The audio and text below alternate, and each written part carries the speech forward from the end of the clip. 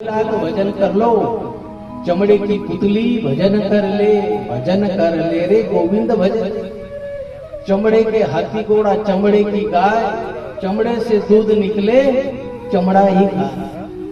ये चमड़े की पुतली तो है। चमड़े के हाथी घोड़ा, चमड़े की गाय, चमड़े से ही दूध निकलता है, चमड़ा ही खाए। चमड़े की पुतली भजन कर ले। अपने दगड़ू बापू जी बोलते थे गुजराती भाषा में, मेरी मट्टी की मटकी राम नाम बोल। मिट्टी की मटकी राम नाम बोल, ना जाने कहीं टल्ला लगेगा कब फूट जाएगा, तेरा भरोसा नहीं। जैसे हम आज अपने बापूजी की पुण्यतिथि मना रहे हैं, किसी समय में इनका शरीर वो तेजस्वी था, कभी कल्पना भी नहीं कर सकते थे कि उनको ऐसे भी कुछ बीमारी हो सकती। खैर बीमारी कोई निमित्त होती है, परंतु ये बात सत्य है कि जब जाना रहता है, जब समय हो जाता है, तो बहाना कुछ भी हो सकता है, जाने वाले को कोई रोक नहीं सकता, कोई रोक नहीं सकता। क्यों? ये अटल सत्य है, जो आएगा वो जाएगा, पर कौन क्या करके जा रहा है, कौन क्या किया है, इन चीजों का महत्व है। सुंदर काम है। हम कहते हैं कि हमें फुर्सत नहीं, हमारे पास समय नहीं, इतना काम है, इतना काम है। जिसको भी पूछो तो काम है, जिसको भी पूछो कहाँ गए थे, मीटिंग में जा रहे, काम है। कहाँ जा रहे, खेत में जा रहे, क्या है, काम है। महापुरुष व्याख्या करते हैं कि काम काम काम, कहाँ जा रहे तो काम से जा रहे, कहाँ जा रहे तो काम से जा रहे, काम जा रहे तो काम से जा रहे। तो एक महापुरुष ने कहा कि कहाँ जा रहे, काम से जा रहे, काम से जाते जाते तुम काम से ही चले जाते हो तो भी तुमको सूझ नहीं आती कि हमारा बुढ़ापा। काम से जाते जाते मनुष्य काम से तो चले जाता है। 20 साल के हो गए काम से, 50 साल के हो गए काम से, 60 साल के हो गए काम से, 60-70 साल आए तो पूरे ही गए काम से। काम से ही चले जाते हैं ना, जोर रहता क्या उसके पास। तो काम से मत करो, काम से तो जाना ही नहीं। किसको नहीं जाना? यहां सिकंदर जैसे को जाना पड़ा। आई जवानी पर इतराने वाले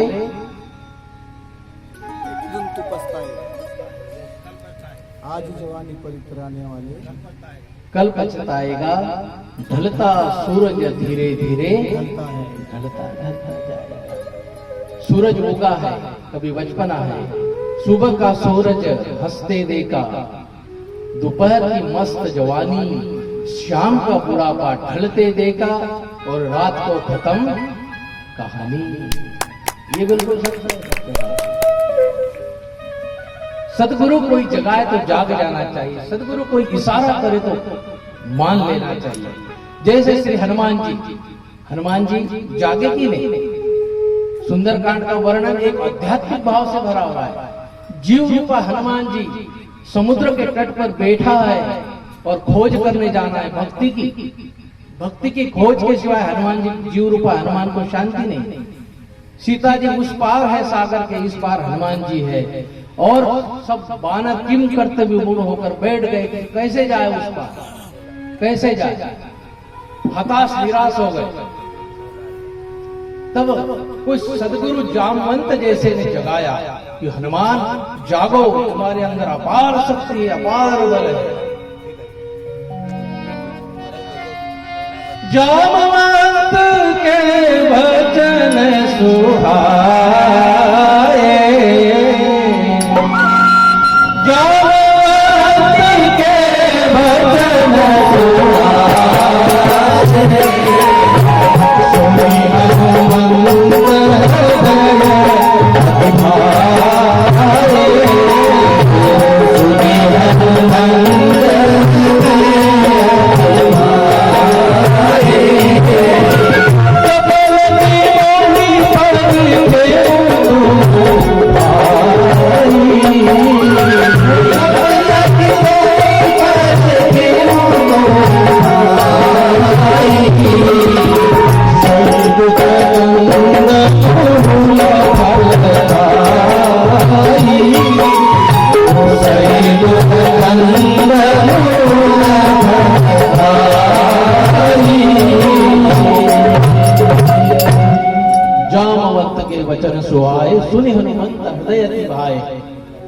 मैं आपको एक भक्ति का एक प्रसंग दे रहा हूं मूल का, कि हनुमान जी जैसे व्यक्ति क्यों कर्तव्य मूढ़ हो गए, और जब जामवंत जैसे गुरु ने जगाया, क्या कहा कि हनुमान उठो जागो, तुम्हारे अंदर अपार शक्ति है, तुम उड़ान भर करके सागर पार जा सकते हो और भक्ति माता की खोज करके आ सकते हो। सीता अर्थात भक्ति, सीता अर्थात शांति, सीता अर्थात हमारी आत्मा की दिव्य शांति, सीता अर्थात भक्ति अर्थात हमारा जीवन का आनंद। जब तक जीव को शांति आनंद नहीं मिलता तब तक जीव संसार में भटकता ही, वो सब में सुख ही खोजता है। खाने में सुख मिले, आनंद मिले, सोने में सुख आनंद मिले, पैसे कमाने में सुख आनंद मिले, मान सम्मान में आनंद मिले, और ये मन जब तक भटकता है तब तक उसको मूल शांति नहीं मिल जाती। हम भटक रहे, हमें किसी में शांति नहीं।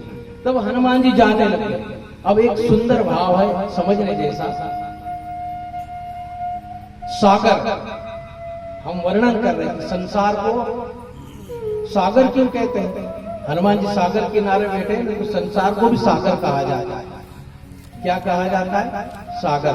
और सागर क्यों कहते हैं? सागर इसलिए उसको कहते हैं कि जिसका और छोर का ठिकाना का पता चलता है। समुद्र का किनारा हमें दिखता है, इस पार से नहीं दिखाई देता, परंतु किनारा है, दिखाई नहीं दे रहा, पर किनारा जरूर है। इस पार है किनारा और उस पार भी होगा जरूर किनारा, और इस पार का किनारा ये किसका किनारा है? देही का किनारा है, और उस पार जो बैठी है वो है वैदेही का किनारा है, भक्ति का किनारा। उस पार सीता रूपी भक्ति है और इस पार देही रूपी जीव है, और खोज किसकी करनी है? भक्ति की। हनुमान जी को कितना संघर्ष करना पड़ा फिर इस भक्ति पाने के लिए। कोई सुरसा आ रही है, तो कोई सिंगिका आ रही है, तो कोई सोने का पहाड़ी बीच में खड़ा होकर आ रहा है। हनुमान जी को सोने का पहाड़ भी मिला था रास्ते में, सोने का पहाड़, कि मेरे पर विश्राम कर लो। तब हनुमान जी ने कहा, यदि मैं सोने के पहाड़ पर रुक जाऊंगा तो भक्ति तक नहीं पहुंच पाऊंगा। तो हनुमान जी ने स्पर्श किया और वहां से जाने की तैयारी की।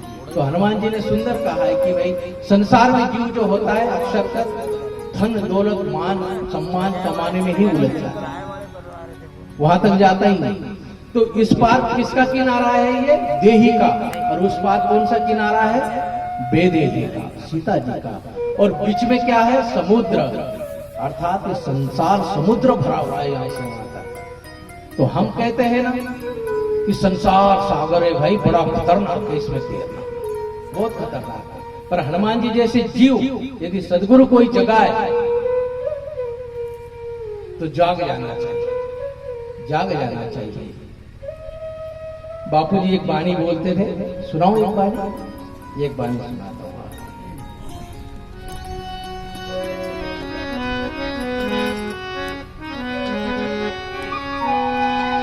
सतगुरु से न बताई रे सदो भाई, अरे सतगुरु से न बताई रे।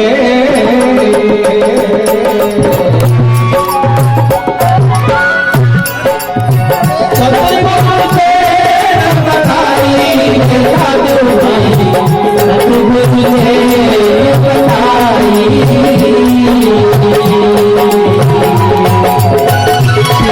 ब्रह्मांड में खेल खेल के, ब्रह्मांड में खेल खेल के, और मेरी भाई सदो भाई, सतगुरु से बताए।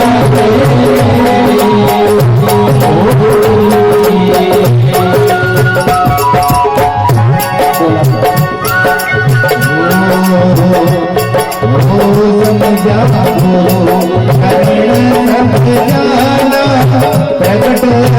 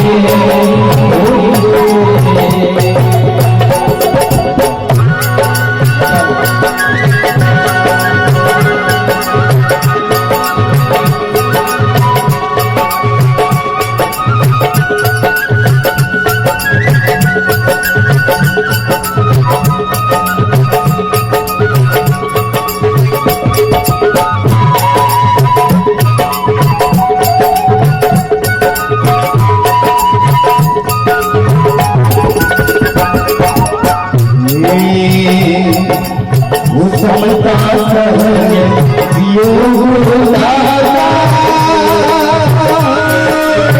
मन का भरम मिटाई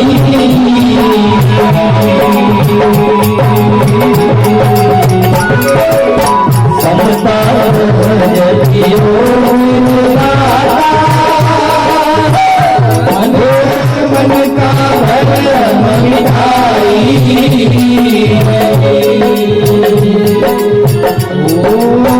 राम नाम नित्य सिमरन लागे राम नाम नित्य सिमरन लागे हो भक्ति रति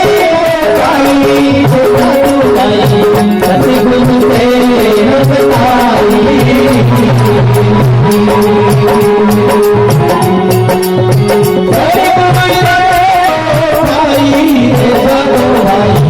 सतगुरु ने बताई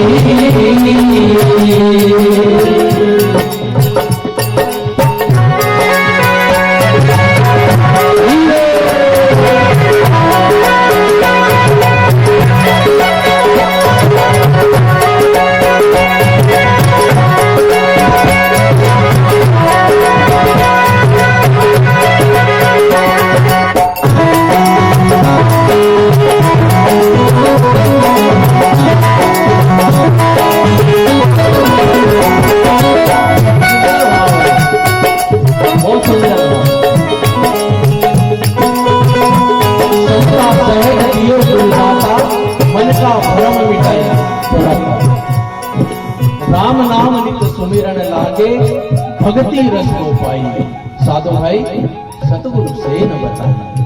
सुंदर भाव है। यदि कोई सतगुरु से न बताए मतलब इशारा बताए, जगाए हमें। सतगुरु का काम ही जगाने का, जगाते हैं सतगुरु। हनुमान जाकर कहां गए थे? देही और विदेही उस पार। यहां पर सुंदर भाव है, बहुत सुंदर भाव है। सागर है, जल भरा है, इस पार ये देह है, उस पार परमात्मा है, और बीच में समुद्र है। इस किनारे से यदि उस किनारे तक पहुंच गए अर्थात हमें आत्म शांति मिल गई, शांति परमानंद मिल गया। और उस पार नहीं गए, बीच में ही अटक गए तो संसार के थपेड़े खाते हैं। थपेड़े खाना मतलब जन्मना मरना, जन्मना मरना, जन्मना मरना, यही चलता है। इस पार अज्ञान है, उस पार ज्ञान है, बीच में संसार है। हम थपेड़े खा रहे हैं संसार पर कोई गुरु इशारा करे कि भक्ति रस की ओर जा। अच्छा, सागर जो है, सागर समुद्र, ये जल से भरा हुआ है, जल से भरा हुआ है। ऐसे ही हमारा संसार भी, इसको भी सागर ही कहते हैं। ये भी अपार सागर है जिसमें हम गोते लगा रहे हैं। काम, क्रोध, लोभ, मोह, अहंकार, नीच, ऊंच, अपना, पराया, जाति पाति, अनंत प्रकार के सागर ही भरा है। और सागर की एक विशेषता होती है। सागर की विशेषता क्या होती है? सागर का जल कभी स्थिर नहीं होगा। देखा है समुद्र, किसने देखा होगा तो ध्यान होगा। समुद्र का जल कभी स्थिर होता नहीं, चलायमान रहता है, सदा चलायमान रहता है, स्थिर नहीं रहता, चलायमान रहता है। दूसरी बात, समुद्र का जल दिखने में तो बड़ा निर्मल लगता है, कितना निर्मल लगता है, स्वच्छ लगता है, पर स्वाद में कैसा लगता है? खारा लगता है। स्वाद में खारा लगता है, दिखने में स्वच्छ है, निर्मल है, पवित्र दिखाई देता है, परंतु स्वाद में खारा है, खारा। ऐसे ही ये संसार सागर है, ये कभी स्थिर नहीं है। इसमें आप एक मिनट भी शांति का अनुभव करो तब आपको लगे क्या चीज है। संकल्प, विकल्प, विचार अच्छे बुरे, रात दिन हमारे विचार चलते। सपना भी देखते तो वो विचार तो है। आदमी ढंग से सोता भी नहीं आजकल, कलियुग का मानव। नींद में भी कुछ न कुछ बड़बड़ाते हैं, नींद में भी इतनी आसक्ति है संसार में। ये विचार जो है ना, आप कभी सोचे हो, 1 मिनट भी कोई भी व्यक्ति बिना विचार का रहता नहीं, बिल्कुल नहीं रहता। कुछ ना कुछ तो चलते रहता, सूक्ष्मता से विचार अपन सोचेंगे।